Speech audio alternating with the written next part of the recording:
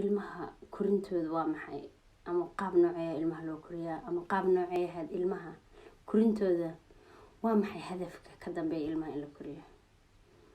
waalidiintan inta ugu badan koriskooda ilmaha waa ayaga inay bari wax u qabtaan. ilmaha markaa korinaysid ama markaad ilmahaaga aad rabto inaad dad wax tar la kasoo saarto waa inaad marka ugu horeysa aad ku fikirto oo hadafkaaga uu noqdo inay ayagu wax qabsadaan.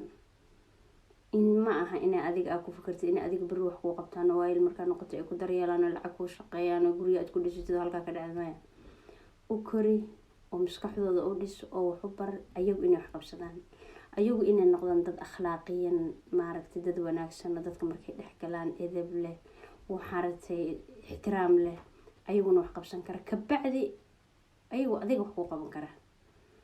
dumaro meediyahan aad dhex fadhidaan iska daaya mar waliba ilmaha markaan leeyahay ilma adag ama ilmo wax soo maaragtay wax yar ilmuhu waa inay og yihiin ama ay yaqaanaan waxay rabaan ay dhahaan ma rabno waxay rabaan ay dhahaan waxaan waa rabaa ama ilmo waxna diidi kara waxna yeeli kara.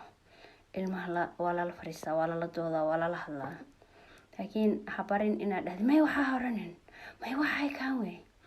ilmaha marka hore ku ababiso wixii wanaagsan waxaan waa wanaagsan yahay waxaan xunna waxaan waa xun yahay.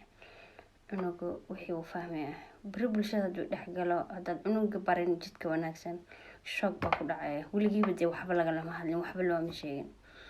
marka waxaan rabaa dumarkeena ree calaacal oo meediyaha fadhiya ilmaha waqti geliyo la fariisto waxa la aragtay la sheekaysta wax fahansiiya laakiin waxaanu noqon kaliya